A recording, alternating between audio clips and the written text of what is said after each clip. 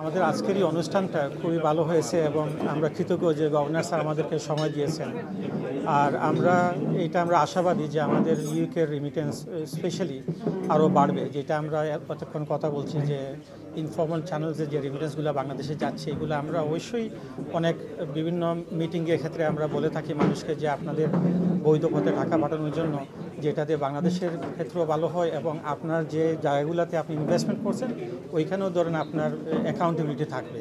So আপনাদেরকে অসংখ্য ধন্যবাদ যে আপনারা আসছেন সময় দিয়ে। Thank you. এটা অ্যাটলিস্ট আমার হিসেবে 40-45 মিলিয়ন হতেই পারে, কাজেই চেষ্টা তো করতে হবে। 10 মিলিয়ন বাংলাদেশের এবং আমাদের যেটা হুন্ডির মাধ্যমে যাচ্ছে সেটা যদি আমরা কমিয়ে আনতে পারি, বন্ধ করতে পারবো না, কমাতে পারি, তাহলে সেটা টাকাটা এখানে চলে আসবে। আমরা আজকে বসেছিলাম বাংলাদেশ ব্যাংকের honourable governor doctor Ahsan H Mansur সাহেবের সাথে। উনি আমাদেরকে সময় দিয়েছেন এবং অনেক আমাদের মূল্যবান কথাবার্তা শুনেছেন। আমি ব্রাক সার্জন থেকে আমরা একটা অর্গানাইজ করেছিলাম, এখানে মানি ট্রান্সফারের সকল কোম্পানিগুলাই যারা প্রিন্সিপাল আছেন এখানে অ্যাটেন্ড করেছেন এবং ওনাদের মূল্যবান মতামত দিয়েছেন এবং স্যার সবার কথাবার্তা কিন্তু খুব মনোযোগ সহকারে শুনেছেন। এবং আমাদের উদ্দেশ্য আসলে কীভাবে আমরা মোর রেমিটেন্স বাংলাদেশে পাঠাতে পারি এবং বাংলাদেশের ইকোনমিতে আমরা আরও মোর কন্ট্রিবিউট করতে পারি। মূলত আমাদের এই বিষয়টাই ছিল আমাদের আলোচ্য বিষয়। আর আমরা এখানে অনেক আশ্বাস পেয়েছি যে বাংলাদেশ ব্যাংকের পক্ষ থেকে অনেক সহযোগিতা করা হবে যাতে আমরা রেমিটেন্সে আরও বেশি পরিমাণে ইউকে থেকে বাংলাদেশে পাঠাতে পারি। Thank you. এটা অ্যাটলিস্ট আমার হিসেবে 40-45 মিলিয়ন হতেই পারে, কাজেই চেষ্টা তো করতে হবে। 10 মিলিয়ন বাংলাদেশের এবং আমাদের যেটা হুন্ডির মাধ্যমে যাচ্ছে সেটা যদি আমরা কমিয়ে আনতে পারি, বন্ধ করতে পারবো না, কমাতে পারি, তাহলে সেটা টাকাটা এখানে চলে আসবে।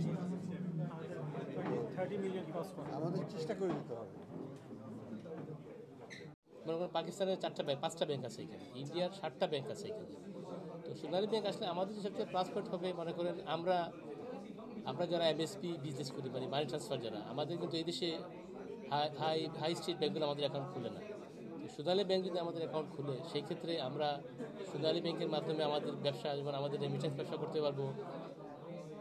আমাদের মনে করেন যে এই কস্টটা মিনিমাইজ করতে পারবো, সেটা আমাদের জন্য একটা বিশাল ব্যাপার হবে।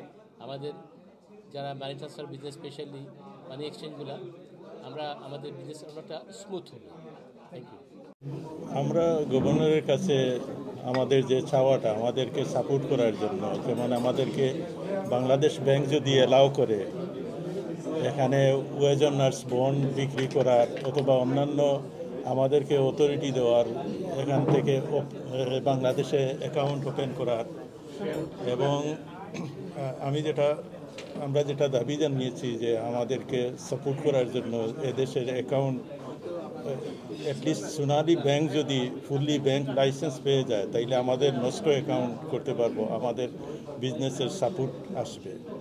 এবং আমাদের গভর্নর আমাদেরকে আশ্বাস দিয়েছেন উনি বাংলাদেশে যাওয়ার পরে যতটুকু সম্ভব চেষ্টা করবেন কীভাবে রেমিটেন্স কোম্পানিগুলোকে, ব্যাংকের এক্সচেঞ্জ কোম্পানিগুলোকে সাহায্য করা।